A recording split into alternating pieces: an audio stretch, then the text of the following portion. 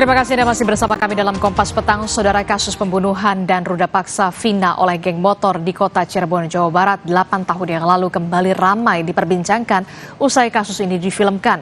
Keluarga meminta polisi segera menangkap 3 pelaku yang buron. Keluarga Vina mendesak polisi segera menangkap 3 pelaku yang masih buron.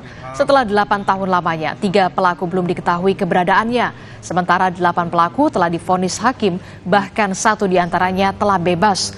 Keluarga mendesak polisi untuk segera menangkap ketiga pelaku yang buron, terlebih 1 di antara ketiganya adalah dalang pembunuhan dan ruda paksa terhadap korban.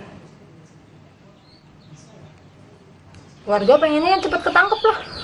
Cepat ketangkap, cepat diadili juga kayak yang lainnya. Karena sudah menghilangkan nyawa orang kan. Ya jangan enak berkeliaran di luar lah. Mungkin karena banyak dukungan makanya Polda sekarang bergerak.